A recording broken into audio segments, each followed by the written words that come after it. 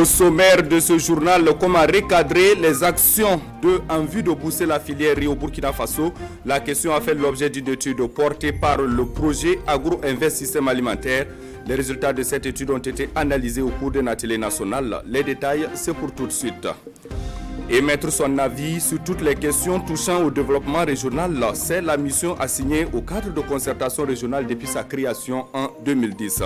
Un cadre qui se réunit 2 fois par an. Hier mardi, les membres du cadre de concertation de la région du Sud-Ouest se sont penchés sur les questions d'actualité. Retour sur l'ouverture des travaux dans ce journal.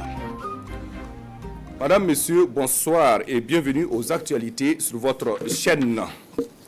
Comment recadrer toutes les actions de la production à la commercialisation en vue donc de booster la filière au Burkina Faso. La question donc a fait l'objet d'une étude portée par le projet Agro-Invest Système Alimentaire.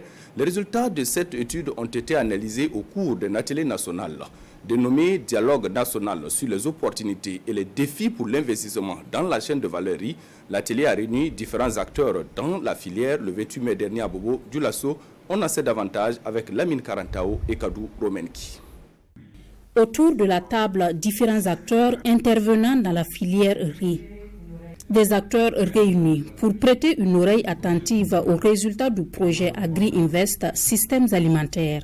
Un projet qui a mené une étude sur les opportunités et les contraintes pour les investissements dans la chaîne de valeur riz.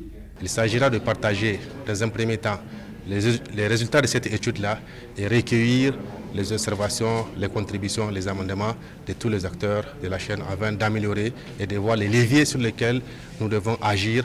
Ce projet va nous permettre à tous les acteurs réunis ici de dire réellement où on doit aller, qu'est-ce qui nous manque et qui va nous permettre pour que l'État burkinabé et la FAO puissent nous aider à résoudre et à atteindre les 1 million de tonnes que nous avons déjà en train d'entamer et poursuivre cet objectif-là. Un projet salué ici à sa juste valeur pour ses efforts de promotion de l'investissement dans le secteur riz. Cette initiative-là tient à cœur aux plus hautes autorités du Burkina Faso, notamment pour pouvoir réduire les importations de riz du Burkina et aussi permettre de valoriser toutes les productions que les acteurs au niveau local font. Le projet Agri-Invest Systèmes Alimentaires est une initiative mondiale de la FAO, Organisation des Nations Unies pour l'alimentation et l'agriculture. Son objectif principal, favoriser les investissements alignés avec les objectifs de développement durable dans les systèmes agroalimentaires africains, systèmes qui contribuent à la croissance économique durable et à la création d'emplois, surtout pour les femmes et les jeunes. Restons à Bobo du Lasso et parlons de la mise en œuvre du projet de promotion des droits de la santé de l'enfant et de la femme exécuté depuis 2019 dans la région de Haut-Bassin. Le projet est à son terme cette année. Le 3 juin dernier, les différents acteurs sont passés en revue les actions menées sur le terrain et de cette rencontre, il ressort un bilan très satisfaisant. Du reste, c'est ce qui nous rapporte donc Hassan Gourabou et Karim Sissé. Le projet de promotion des droits à la santé de l'enfant et de la femme est à son terme après 3 ans d'exécution dans la région de Haut-Bassin.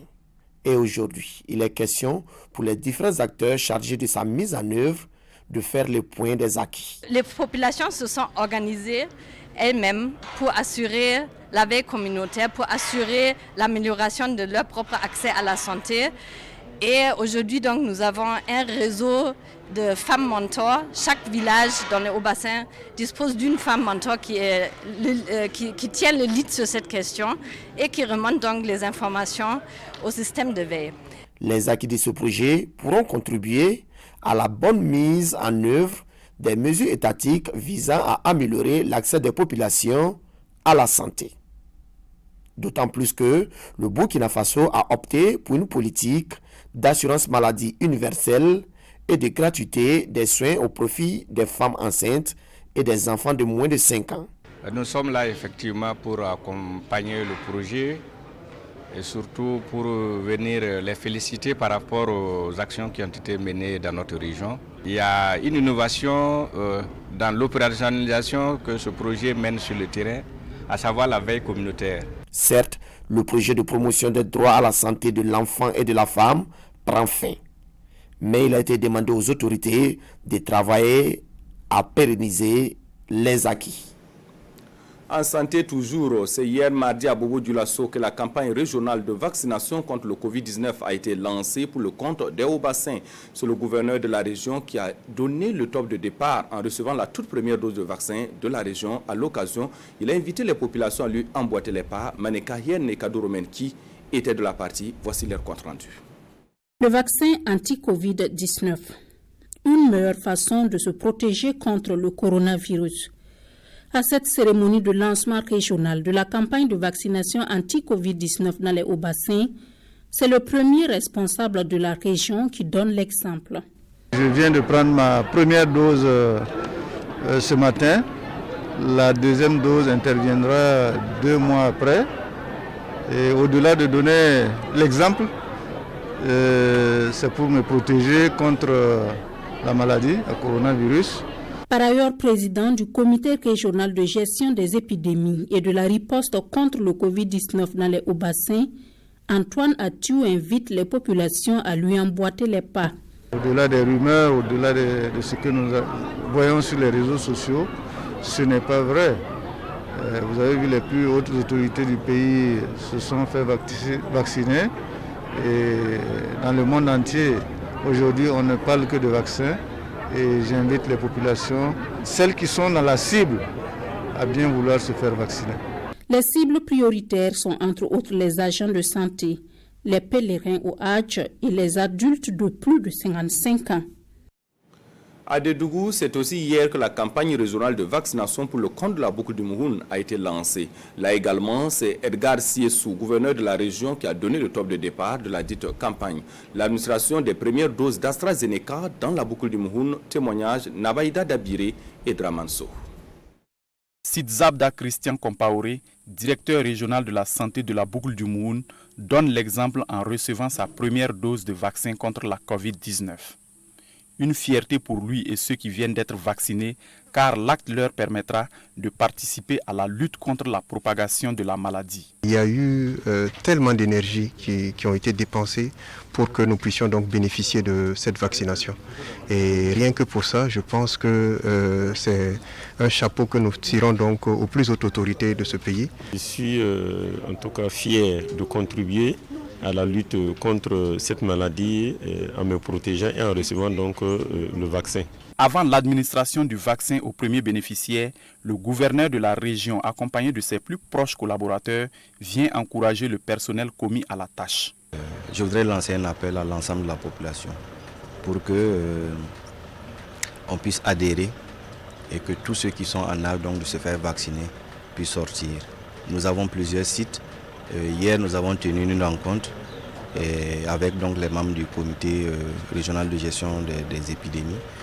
Et donc, nous avons fait passer le message. Et nous allons également, à travers donc, votre canal, faire en sorte que les populations cibles donc, puissent être atteintes. Pour cette campagne de vaccination dans la région, plus de 80% des personnes ciblées pourront être vaccinées, selon le directeur régional de la santé. Toute autre chose à présent, émettre son avis sur toutes les questions touchant au développement régional, c'est la mission assignée au cadre de concertation régionale depuis sa création en 2010. Un cadre qui se réunit 2 fois par an. Hier mardi, les membres du cadre de concertation régionale du Sud-Ouest se sont penchés sur les questions d'actualité. Oumarou Sagnon et Lambert Soma pour plus de précision. Face aux différentes crises qui mènent la région du Sud-Ouest, les membres statutaires du cadre de concertation régionale sont en réflexion. À cette première session ordinaire de l'année 2021, ils se penchent sur le thème « Cohésion sociale et vivre ensemble harmonieux ».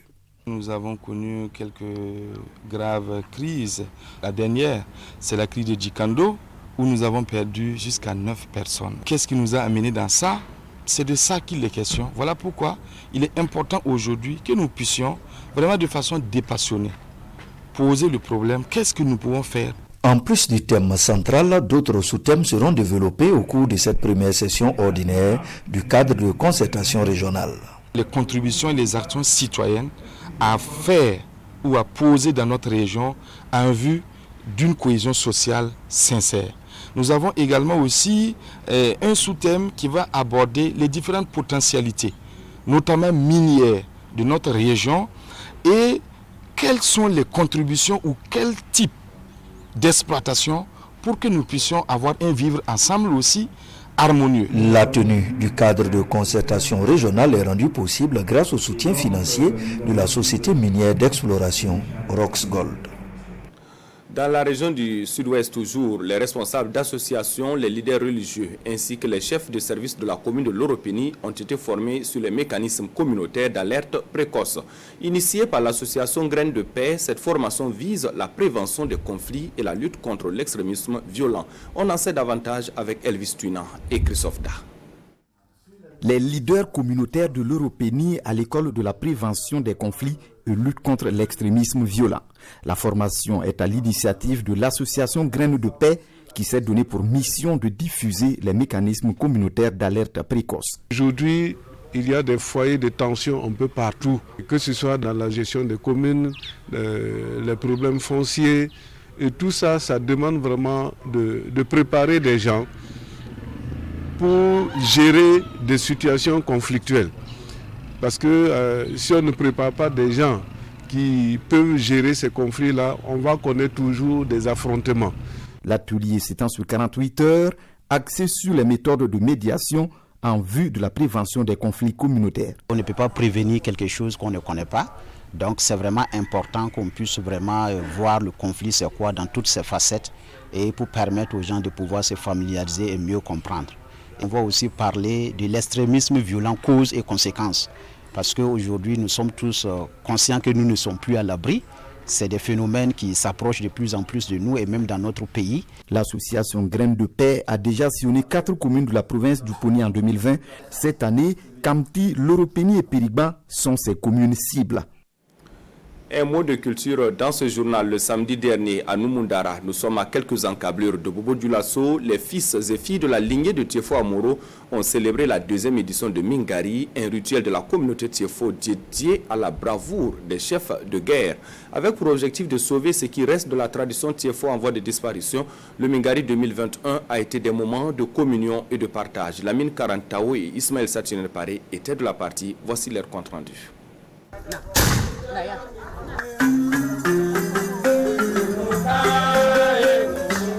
C'est ainsi que les Tiefo célèbrent le Mingari, une fête qui accueille le mois lunaire dédié aux chefs de guerre passés. Un jour très symbolique pour cette communauté située à l'ouest du Burkina. On a démontré comment on faisait la guerre. Bon, ce sont les chants guerriers qu'on a entonnés. Vous voyez les coups de fusil. Donc les enfants doivent savoir comment on partait à la guerre. Souvent, les gens ne connaissent que le mois de Ramadan, où tout le monde appelle Sungalo, Sungalo. Mais après Sungalo, c'est le mois de Mingari qui arrive. Et dès l'apparition de la lune, vous avez les chefs de guerre qui sortaient et qui tiraient sur la lune pour montrer que voilà, il y a une lune qui est apparue et voilà que les chefs de guerre sont là et ils vont saluer famille par famille. Et il y a des voies qu'ils devaient emprunter pour faire ces salutations. L'occasion est belle pour présenter l'utilité de certains objets historiques et expliquer l'organisation sociale du pays Tiefo à la nouvelle génération. Il y en a qui ont découvert effectivement la même présentation que moi, pendant qu'ils devaient le savoir avant moi.